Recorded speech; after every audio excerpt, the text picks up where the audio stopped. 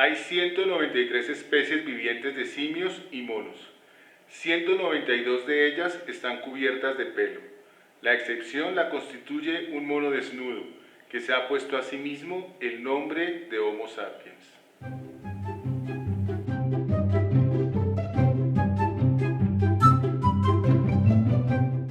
Hola a todos, ¿cómo están? Bienvenidos a Leer la Biología, el canal que hemos abierto para que entre todos hagamos debate en torno a los libros, cuadros, pinturas, documentos que nos ayuden a comprender mejor esta maravillosa ciencia que es la biología en particular y las ciencias naturales en general.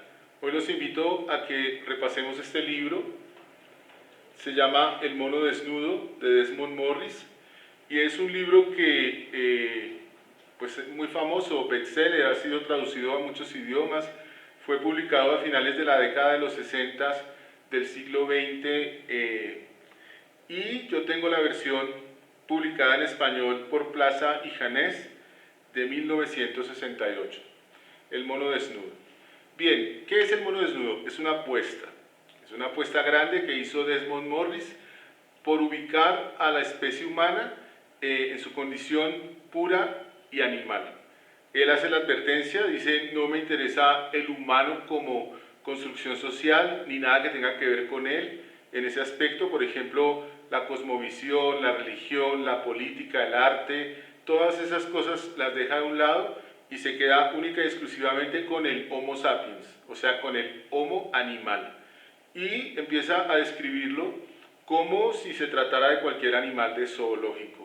De hecho, él comienza su narrativa con una metáfora, y es utilizando un pequeño mamífero, muestra cómo las estructuras que él presenta se las puede relacionar con el ambiente en el que él vive. Se trata de una ardilla desconocida. Entonces explica por qué el color de pelo, por qué el largo de las patas, por qué la forma de la cola, cómo le conviene o para qué le sirve tener los dedos y las manos como las tiene, la capacidad visual que desarrolla. Cada uno de esos elementos los toma y los compara desde un punto de vista evolutivo con otros de su especie y con los mamíferos en general. Eso que permite que esa ardilla se pueda caracterizar y se pueda reconocer en ella una especie única o particular. Luego extrapola esta idea o este pensamiento a la especie humana y se da cuenta, como decía en la primera parte de la lectura, que este Homo sapiens tiene una particularidad, y es que es el único Homo desnudo, o sea, sin una cubierta de pelo importante, y eso ya lo hace pues único e interesante.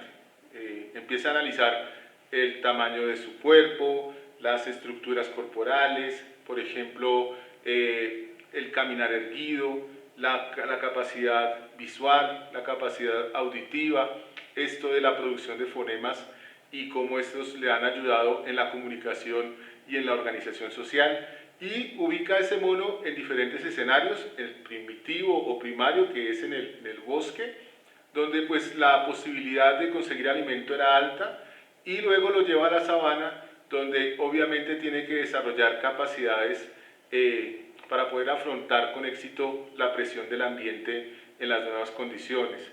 Se habla ya no de un Homo sapiens del árbol, sino un Homo sapiens cazador, que desarrolla ante sus falencias la habilidad, la creatividad de poder configurar armas y otros elementos que le son útiles para poder proveerse de alimento, pero que también va generando una serie de castas o de grupos al interior de la gran comunidad: los cazadores, los que se quedan, las hembras, los machos, y eso pues impacta en la relación entre los humanos, porque a pesar de que somos una organización de manada, ¿cierto?, donde hay unos liderazgos declarados, unos machos alfa definidos, también es cierto que la unidad de familia o la microorganización al interior de esa comunidad, que es la familia con el propósito de cuidar los hijos. Recuerden que no estamos discutiendo temas de carácter social o ontológico, simplemente que así se formó para Desmond Morris el asunto. Obligó a que se adaptaran ciertas circunstancias, como por ejemplo el tema del sexo, y el tema de la compensación sexual para mantener unida la pareja. Desmond Morris muestra en un capítulo toda esa complejidad del sexo entre los humanos y cómo este sexo ayuda a fortalecer una unión que a la postre deriva en la crianza de unos hijos que permanecen mucho tiempo en el seno de la familia.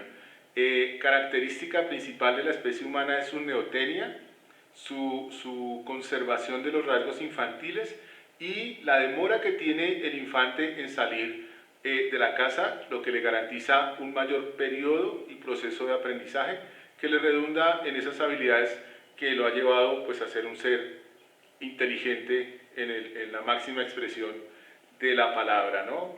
Esa neotenia no solamente lo ha llevado a conservar rasgos físicos, sino que también su madurez sexual se da mucho antes que su desarrollo corporal final, lo que lleva a que el ser humano prácticamente todo el tiempo está en disposición de aprender. ¿Y qué características se destacan allí? Una de ellas, la creatividad, la exploración, la curiosidad, el estar siempre buscando. Es una característica infante de otros mamíferos.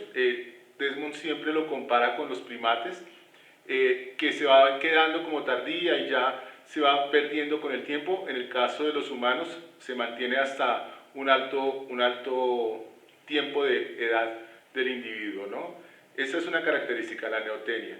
También habla de rasgos, digamos, cognitivos importantes y hace una comparación, por ejemplo, con el tema del arte, cómo el hombre y el chimpancé en su primera etapa coinciden en la representación usando un lápiz, por ejemplo, de unas figuras, una raya, un círculo, pero la complejización se va dando en la especie humana a medida que va conociendo otros elementos abstractos como las formas y las figuras. Ahí, por ejemplo, la madre tiene un papel principal porque el infante no solamente se relaciona con la madre desde el punto de vista de los latidos de su corazón o el contacto físico o la seguridad que ésta le pueda dar, sino que visualmente la reconoce como primer objeto de la naturaleza y eso lo traslada después a situaciones o cosas como por ejemplo el hacer un dibujo y representar a otros y a sí mismos, ¿no?